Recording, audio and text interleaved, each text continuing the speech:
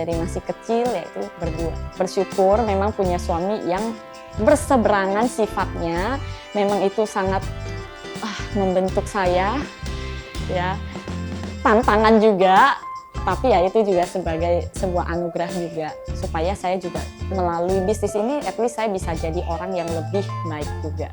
Nah, ketemu momen pandemi, di mana kita dapat momentum saat itu nggak bisa impor sama sekali.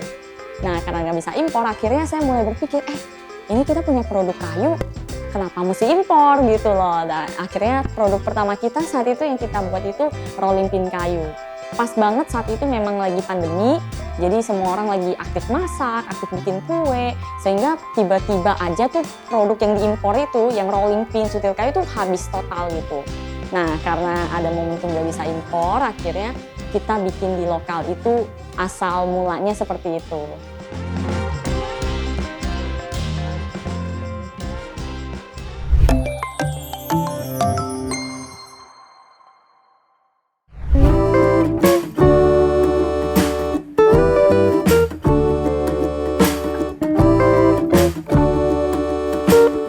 Halo, saya Yudiana, founder dari Homelive, brand pelopor alat masak kayu halal pertama di Indonesia. Dari lulus kuliah, itu saya udah sempat bikin bisnis butik balita.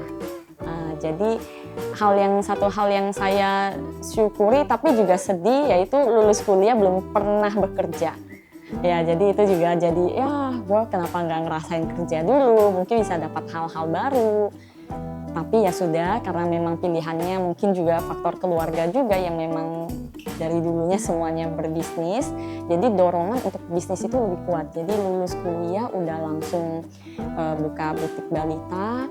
Lalu kita juga mulai main ke resort untuk supply, main ke fotografi. Kebetulan suami saya itu backgroundnya di bidang fotografi. Nah, jadi memang dari dulu sejak lulus kuliah udah mulai berbisnis hingga sekarang. Jadi kalau untuk kayu, jadi sebenarnya dulu itu saya importir. Jadi impor banyak produk alat rumah tangga. Salah satu diantaranya itu kayu, sutil kayu, rolling pin kayu. Nah, dulu tuh sempat import gitu produk seperti itu. Nah, kalau Homelive sendiri sebenarnya lebih ke dulu tuh udah impian, pengen gitu jangan impor terus. Kalau bisa ngelakuin bisnis yang ada kontribusinya untuk negara gitu. Tapi waktu itu masih bingung apa gitu loh. Nah, jadi impiannya sebenarnya sudah ada untuk kayak ngembangin produk lokal, tapi belum tahu apa. Nah, ketemu momen pandemi di mana kita dapat momentum saat itu nggak bisa impor sama sekali. Nah, karena nggak bisa impor, akhirnya saya mulai berpikir, ini kita punya produk kayu, kenapa mesti impor gitu loh. Nah, akhirnya produk pertama kita saat itu yang kita buat itu rolling pin kayu. Pas banget saat itu memang lagi pandemi, jadi semua orang lagi aktif masak, aktif bikin kue, sehingga tiba-tiba aja tuh produk yang diimpor itu, yang rolling pin, sutil kayu tuh habis total gitu. Nah, karena ada momentum gak bisa impor, akhirnya kita bikin di lokal itu, asal mulanya seperti itu.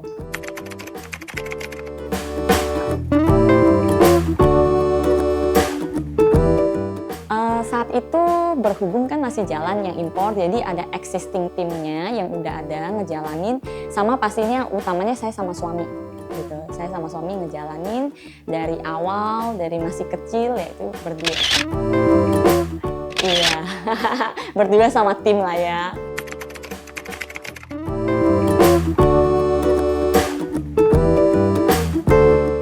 Wah, itu sudah pasti ya, jadi benar-benar tantangan banget ya kerja bareng suami. Jadi mungkin dari melek sampai tidur lagi tuh bisa sampai pembahasannya itu terus gitu.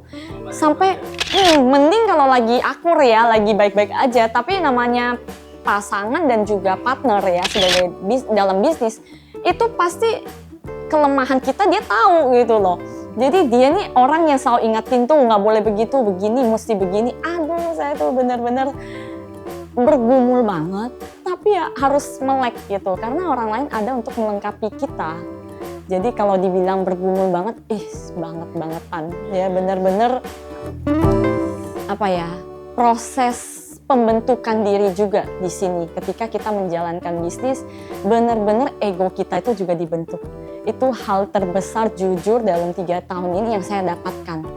Saya yang tadinya mungkin sering dibilang sebagai bocah sombong gitu ya, yang cuma merasa diri benar gitu. Akhirnya saya mulai terbuka dengan perspektif orang lain. Paling utama itu suami saya ya, karena partner utama kan suami. Jadi saya belajar open minded dari situ, belajar open minded, belajar untuk melihat kelebihan orang lain apa sehingga bisa melengkapi kita. Jadi jangan ngeblok gitu, jangan merasa diri paling hebat, ide saya paling oke. Nah itu semua benar-benar terkikis selama 3 tahun ini, sehingga sekarang ya saya bisa berkata salah satu hal positif ketika saya menjalankan bisnis yaitu karakter yang terbentuk juga. Pastinya sangat berpengaruh ya, walaupun dalam prosesnya itu tidak enak juga ya.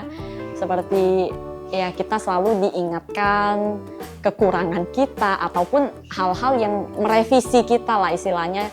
Lu mesti berubah dalam hal ini, lu mesti bisa melihat hal-hal lain gitu. Karena suami saya tuh tipenya itu lebih generalis. Dia orang yang bisa melihat secara keseluruhan semua hal secara terbuka gitu loh. Kalau saya tipenya mendalam, saya tuh tipe yang ketika saya mengerjakan sesuatu, misalnya saya sarjana komputer, sekarang dia sarjana kayu nih. Karena saya tuh ketika mendalami sesuatu bener-bener A sampai Z itu saya pengen tahu. Ya, jadi saya mau tahu apa penyebabnya dia bisa begini, segala macam itu saya bisa. Nah, sedangkan suami saya, dia tahu banget, saya tuh kalau udah sama sesuatu tuh in banget, dia sering ingetin. Saya ingetin, kamu kalau udah lagi fokus ini, yang ini terbengkalai, yang ini nggak diurus. Nah, jadi memang fungsi dia di situ memang membantu saya untuk mengingatkan, ayo, kamu seorang CEO yang sepantasnya kamu harus bisa melihat banyak hal. Walaupun bukan kamu yang kerjain, tapi kamu harus kasih perhatian ke semua hal itu. Pada akhirnya mungkin bukan saya yang kerjain, saya tinggal komandoin ke grup gitu. Tapi saya harus mau untuk melihat.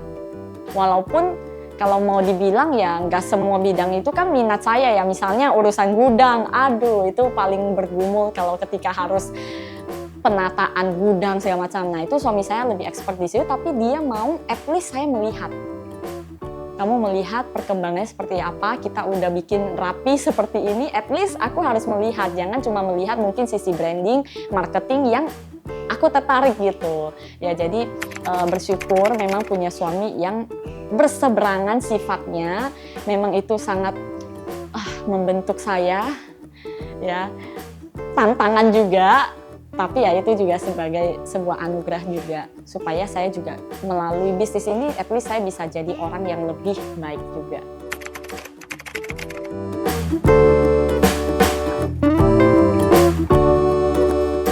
Kalau nominalnya nggak ingat, karena dulu ibarat ya bisnis baru ini kita anggap kayak masih bayi, jadi kayak masih disupport sama bisnis yang sedang berjalan. Untungnya dulu ada bisnis yang udah jalan, jadi disupport, tiap ada dana kita cemplungin gitu. Jadi ada berapa kita coba untuk kembangin, bikin produk baru. Nah dari situ. Jadi kalau ada spesifik dananya mungkin nggak ada ya, kayak seadanya aja mulai dengan apa yang kita punya saat itu. Tahun 2020 akhir.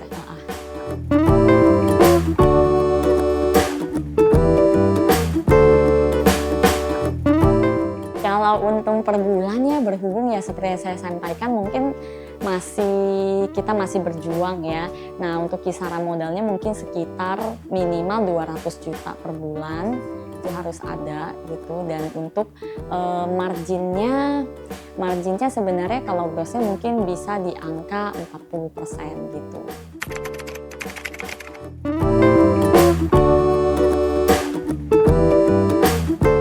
Jadi kita punya rumah produksi kita di Jogja, dan kita juga dari tadinya cuma 2 orang pengrajin yang bekerja, mulai tahun 2021 lah ya kita anggap, karena 2020 itu udah akhir gitu. 2021 itu 2 orang yang bekerja, 2022 mulai ada 7 orang, lalu 2023 mulai ada sekitar 17 orang gitu. Dan hingga saat ini sih ada sekitar 20-an orang yang bekerja.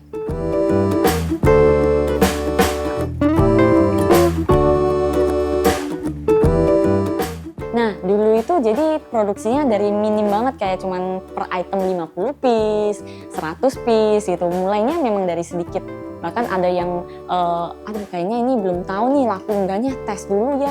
Terus sekalian tes nih kualitasnya oke atau enggak. Nah itu produksinya kayak 30 piece dulu kita coba, bahkan dari sekecil itu.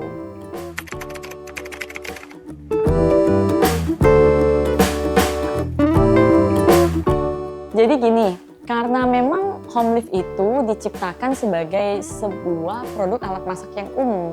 Karena kita tidak mengusung estetik, jadi kita tidak bersaing dalam sisi, wah desainnya ini estetik banget. Yang kita ambil itu adalah jalur fungsional. Let's say, misalnya kita pernah lihat produk China, itu ada sendok 2 sisi. Sebenarnya itu untuk bikin bakso. Nah, untuk dorong baksonya ada yang sisi lebih besar, ada sisi yang lebih kecil. Nah, itu juga kita bikin dalam versi kayu. Tapi edukasi kita adalah itu bisa untuk masak praktis. Jadi ukurannya nggak terlalu panjang, 20 cm, dia pipih. Kalau kita cuma mau sekedar masak telur, apa itu sangat enak digunakan.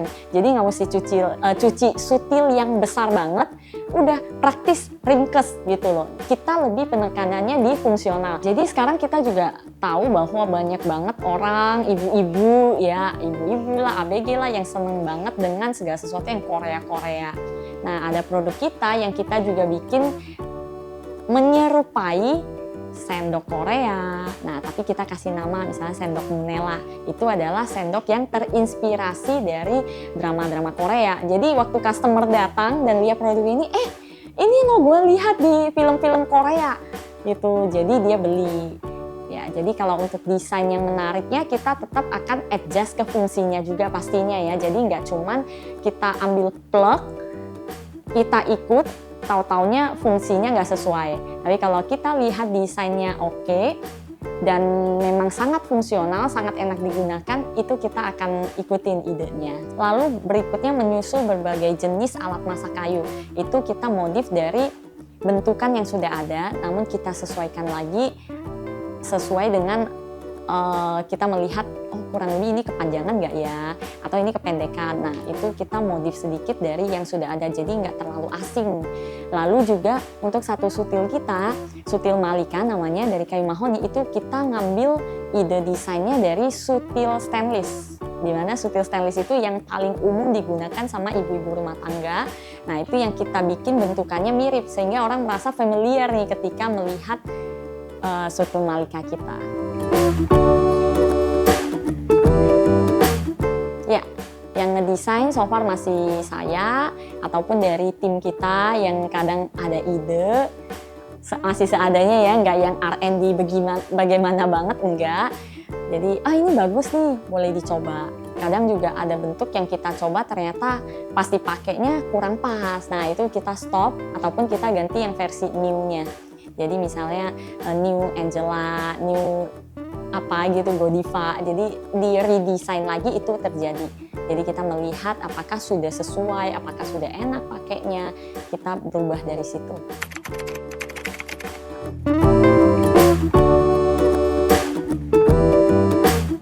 Untuk bahan baku saat ini kita menggunakan paling banyak kayu jati, kayu mahoni, sama kayu legaran. Nah untuk bahan baku sendiri kita menggunakan yang ada di Jogja sendiri. So far untuk alat masak, tiap jenis kayu itu kita pakai 3 jenis kayu itu punya kelebihan masing-masing.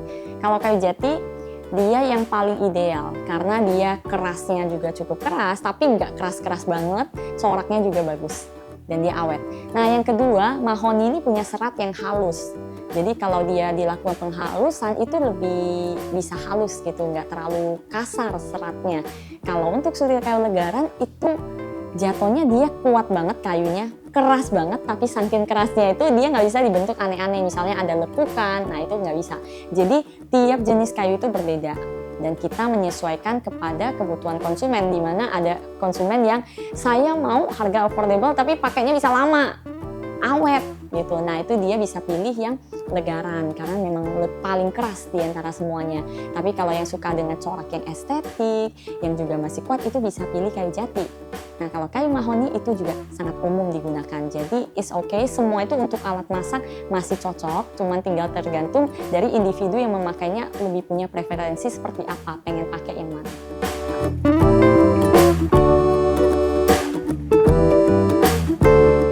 Yang Yang pertama kita melakukan replanting, kita menanam kembali, itu salah satu upaya supaya sumber daya yang bisa diperbaharui ini terus bisa berlangsung ya, terus sustain. Jadi kita melakukan replanting. Yang kedua kita juga melakukan program recycling. Jadi setiap yang datang ke pameran membawa sutil kayu bekas, kita bisa berikan sutil kayu yang baru. Nah, tujuannya adalah supaya kita bisa mengolah sampah dari sutil kayu itu menjadi produk yang bisa digunakan kembali. Jadi dengan begitu kan mengurangi jumlah sampah yang dibuang juga ya. Jadi bisa diefektifkan lah, efektif efisien memakai sumber daya kayu tapi dipakai secara bertanggung jawab.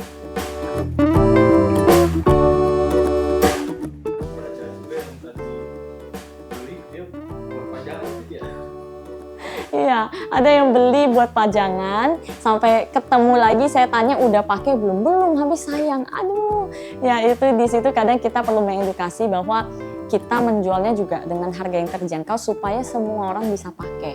Ya sutilnya juga mulai 18 ribuan, ada yang mungkin lebih bagus ya mungkin di harga 40 ribuan. Tapi itu semua harus dipakai. Kita selalu bilang please ini bukan pajangan, ini adalah barang fungsional yang harus dipakai setiap hari.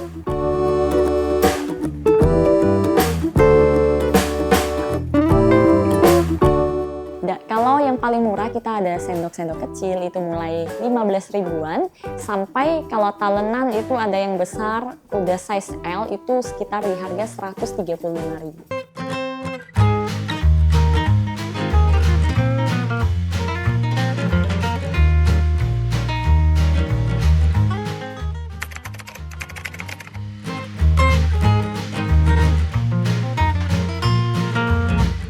Oke, yang pertama pastinya kita tahu bahwa bahan baku itu nomor satu ya. Dan bahan baku kayu udah pasti semua pada tahu itu sudah pasti halal. Yang kedua itu lebih ke proses produksi. Nah jadi dari awal penebangan kayu, pembentukan segala macam sampai finishingnya itu harus diaudit, dipastikan tidak bersentuhan dengan hal-hal yang sifatnya tidak halal. Seperti itu, jadi lebih ke audit proses produksi.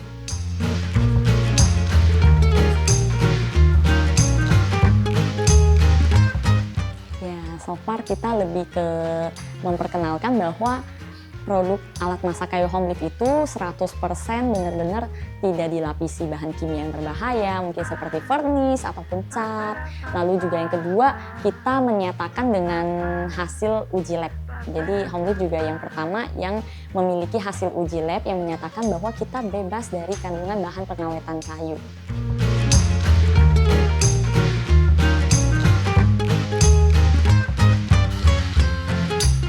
Kalau untuk alat masak kayu sendiri, memang Homelif ini hadir dengan membawa sebuah perspektif baru. Di mana tadi dibilang bahwa alat masak kayu itu pricey, mahal. Homelif datang dengan mengemasnya dengan harga yang sangat terjangkau, tapi di satu sisi lain kita itu memberikan kepercayaan kepada masyarakat. Gitu. Jadi nggak serta-merta, oh ini harga saya terjangkau lalu tidak bisa dipercaya, enggak. Kita kasih sertifikasi halal, kita kasih uji lab untuk membuat pengguna kita tenang menggunakannya. Nah, ketika berbicara soal peralihan kebiasaan di mana mereka yang dulunya menggunakan stainless akhirnya mau menggunakan kayu, tentunya itu melalui proses edukasi. Edukasi yang mungkin ya sambil berjalan lah, toh mereka juga setelah pandemi orang itu makin aware sama urusan kesehatan. Nah, lebih mencari ke produk organik ya. Jadi kita hanya bisa terus menyampaikan bahwa pertama, sutil kayu itu tidak melukai teflon sehingga itu aman, nggak ada reaksi kimia saat memasak. Juga ketika produk kayu Homelif itu tidak ada bahan kimia, artinya ketika kecelup minyak itu pun aman. Jadi ada yang menggunakan mungkin bahan-bahan cat dan lain sebagainya, itu sebenarnya hanya safe untuk tersentuh makanan, jadi bukan untuk memasak. Karena masak itu bersentuhan dengan suhu tinggi. Nah, itu berbeda. Jadi harus benar-benar make sure bahwa produk alat masak kayunya itu tidak ada bahan kimianya sama sekali.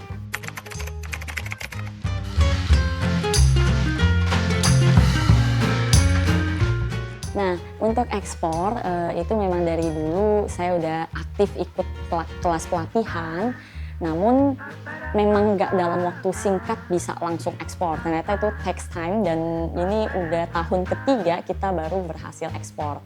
Nah, yang kita lakukan itu adalah kita sering ikut pameran B2B, sempat juga difasilitasi sama kementerian untuk pameran ke Osaka, Jepang. Nah, kita nggak tahu nih kapan kayak bertemu buyer dan buyernya kapan bisa yakin untuk placement ordernya, kita nggak pernah tahu gitu. Tapi kita coba untuk selalu ada, selalu mengikuti program-program gitu supaya makin terlihat dan makin dikenal, dan akhirnya bulan awal tahun itu kita berhasil mendapatkan PO dari Jepang.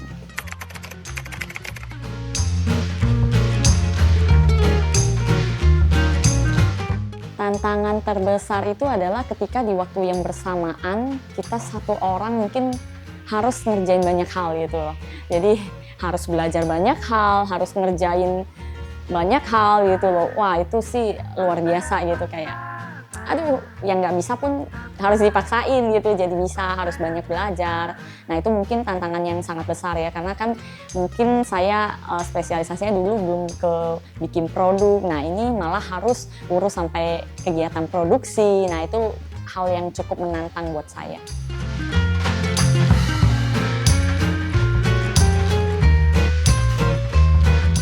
Untuk kalau saat ini, jujur karena kita juga dari awal juga sudah sambil membangun brand, supaya brand kita bisa dikenal di nasional juga. Jadi tantangan kita adalah bagaimana memperbesar kapasitas produksi kita gitu, untuk mencukupi kebutuhan di lokal, dan di saat yang bersamaan ketika ada PO masuk dari luar itu kita juga harus bisa menyanggupi.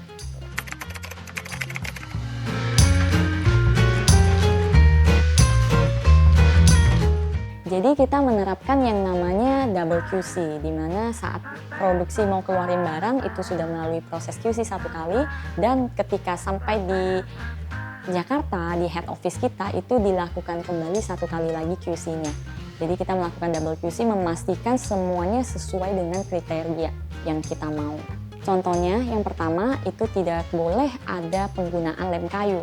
Nah, itu sangat tidak kita toleransi. Yang kedua, memang ada QC untuk bentuk dan ukuran. Bentuk dan ukuran itu juga ada spesifikasinya. That's why kita banyak banget yang namanya produk yang mungkin reject ataupun imperfect, nah karena belum memenuhi dua kriteria ini.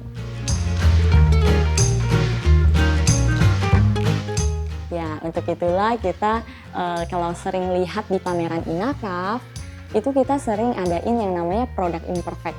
Nah, imperfect itu dia 100% masih aman digunakan, dia juga produknya baru ya, bukan barang bekas, hanya saja kadang penampilannya kurang bagus, lalu juga dari segi bentuk misalnya dia rada tipis, seperti itu. Jadi itu kita kategorikan ke imperfect product, di mana kita menjual dengan harga yang lebih affordable, yang lebih murah.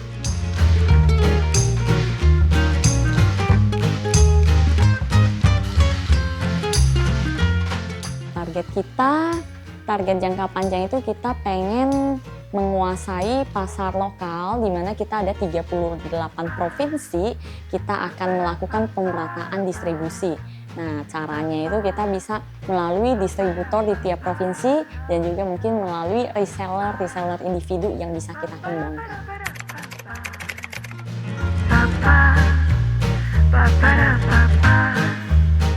Saya secara pribadi juga mungkin dari dulu berbisnis, kita seringkali merasa ini harusnya untung, tapi kok malah nggak seberapa gitu, nggak kelihatan duitnya ya. Kadang kita cuman, padahal saya nggak ngapa-ngapain, ada duit juga saya udah nyemplungin aja semua ke bisnis, bener dong, nggak untuk foya-foya gitu ya, tapi kok tetap kayak belum surplus.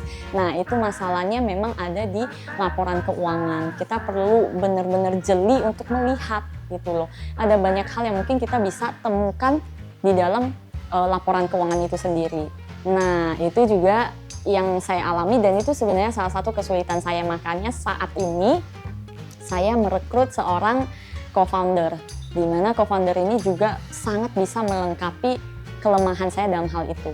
Apalagi berbicara soal scale up, mana mungkin scale up tanpa laporan keuangan yang jelas, strategi pengambilan keputusan, semua itu harus berdasarkan laporan keuangan gitu. Jadi nggak bisa seenaknya kita, feeling saya ini cuan nih, feeling saya ini bagus nih kalau dihajar ke sini dananya, tidak bisa seperti itu. Jadi semua itu harus berdasarkan data. Jadi kita butuh sebenarnya tim yang benar-benar bisa mengcover kelemahan kita.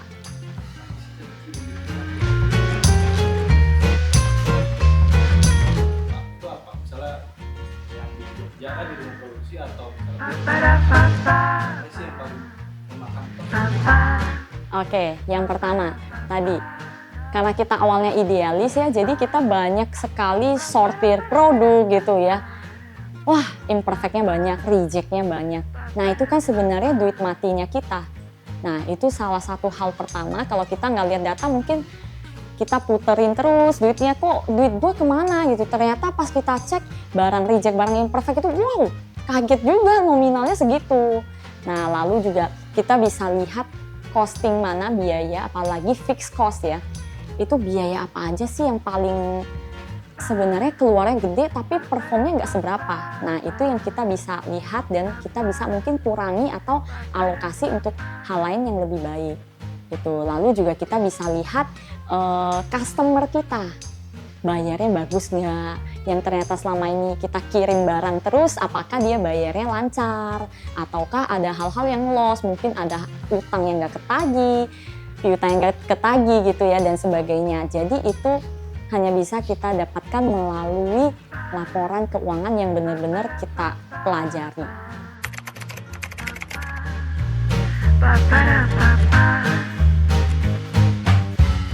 Karena Homelift ini produk lokal dan memang udah jadi impian dari dulu, itu jujur saya terinspirasi dari sosok Bapak Presiden Jokowi. Itu orang pertama yang membuat saya tuh merasa saya melihat satu sosok yang benar-benar sungguh-sungguh bekerja untuk bangsa ini, berkontribusi untuk bangsa ini. That's why saya berasa kalau saya bisnisnya cuman impor, itu dampaknya mungkin cuman saya aja gitu. Sedangkan saya nggak memikirkan dampak ke depannya, padahal saya berpotensi untuk melakukan banyak hal yang bisa berdampak lebih besar. Ya jujur itu Pak Jokowi itu benar-benar inspirasi saya banget ketika saya mulai mencintai produk lokal, mulai ingin menggali potensi lokal. Lalu sosok kedua itu adalah papa saya. Jadi papa saya itu dulu waktu dia meneruskan bisnisnya kakek saya, dia sering banget gitu cerita bagaimana dia menjalankan bisnis. Nah, ada dua hal yang saya dapat dari beliau. Yang pertama, kita itu berani karena benar. Jadi dalam bisnis itu kita nggak boleh curang, nggak boleh berlaku tidak jujur, dan kita nggak akan takut sama siapapun ketika kita benar. Itu pertama. Tapi di waktu yang sama dia juga menjelaskan bahwa kalau kamu mau jadi seorang pemimpin, kamu harus memimpin dengan hati. Ya, jadi itu hal yang bagi saya berkesan banget dan juga sekarang ini saya terapkan juga, bahwa ketika saya membangun sebuah tim, kita nggak cuma menganggap mereka itu sebagai orang yang saya gaji. Tapi di saat yang bersamaan kita membangun relasi yang dekat dengan tim kita, mengasihi mereka, merasa mereka benar-benar adalah bagian dari keluarga kita. Karena papa saya juga berkata, ya kalau kamu memimpin dengan hati, kita tahu dong bahwa hati itu benar-benar sesuatu yang mungkin sensitif ya. Antara hati ke hati tuh orang bisa merasakan ketulusan kita. Nah, ketika kita membangun dengan sesuatu yang murni, yang tulus, pasti orang lain juga merasakan. Entah itu tim kita, entah itu partner bisnis kita, mereka itu bisa merasakan. Dan akhirnya kita baru bisa bekerja sama untuk waktu yang sangat panjang. Seperti itu.